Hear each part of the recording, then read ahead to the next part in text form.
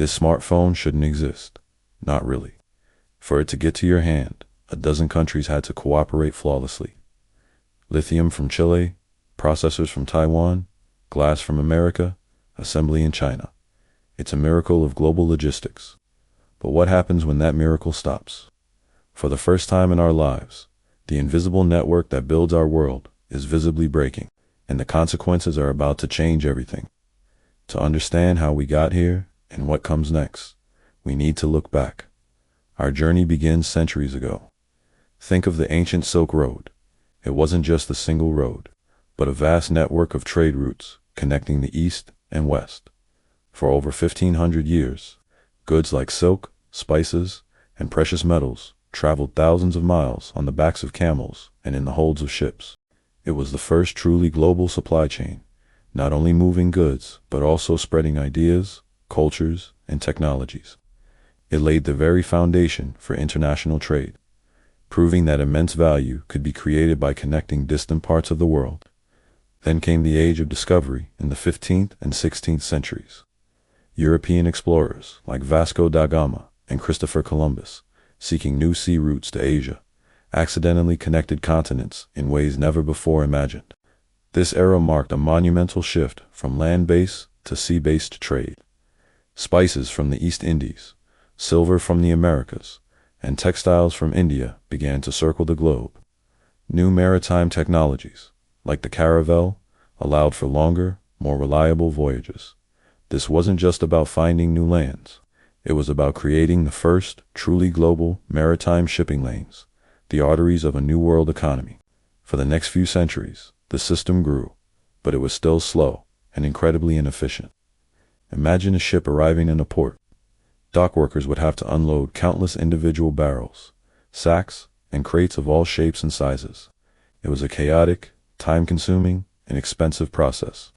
A ship could spend more time in port being loaded and unloaded than it did sailing across the ocean. Everything changed in 1956. A man named Malcolm McLean, a trucker from North Carolina, had a revolutionary idea. He watched the slow process at the docks and thought, why not load the entire truck trailer onto the ship? This simple idea evolved into the standardized shipping container, a simple, strong, stackable steel box. This invention was the big bang of modern globalization.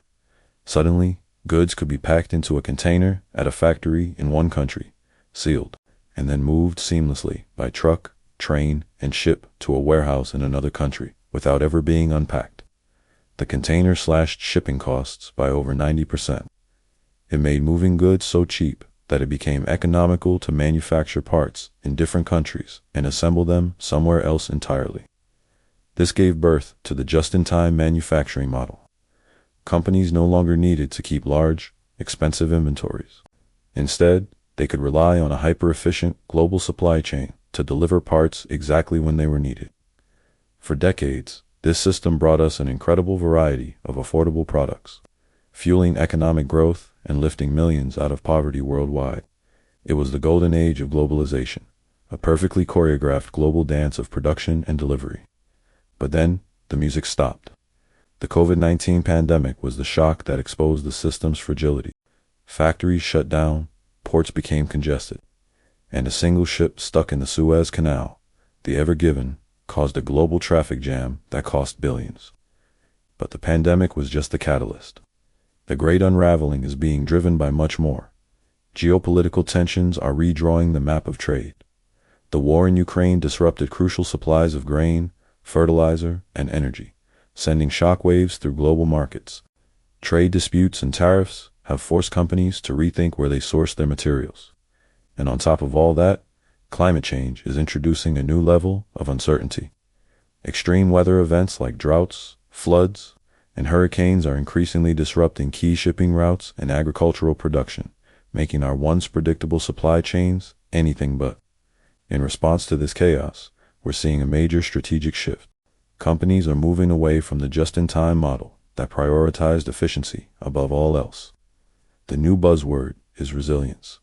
They are now building just-in-case supply chains, holding more inventory and diversifying their suppliers to better withstand future shocks.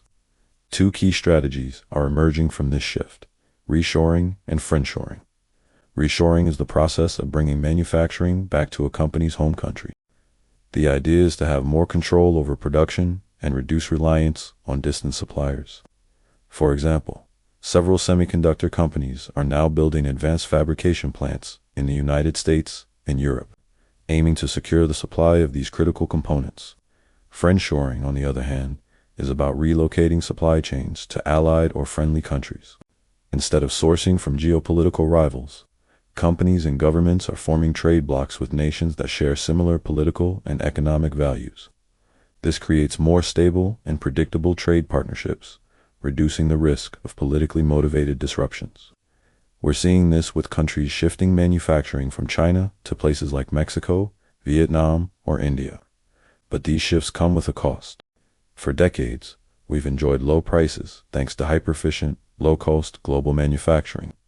As companies prioritize resilience over pure cost-cutting, those savings are likely to shrink. Building new factories at home or in friendly nations is expensive. Labor costs are often higher. This means we, as consumers, may have to get used to paying more for our goods. For industries, it's a massive undertaking. They have to reconfigure entire production networks that took decades to build. This transition will be complex, costly, and will likely cause some economic turbulence along the way. So, what does the future of the global supply chain look like? It won't be a complete retreat from globalization. We're not going back to a world where everything is made locally.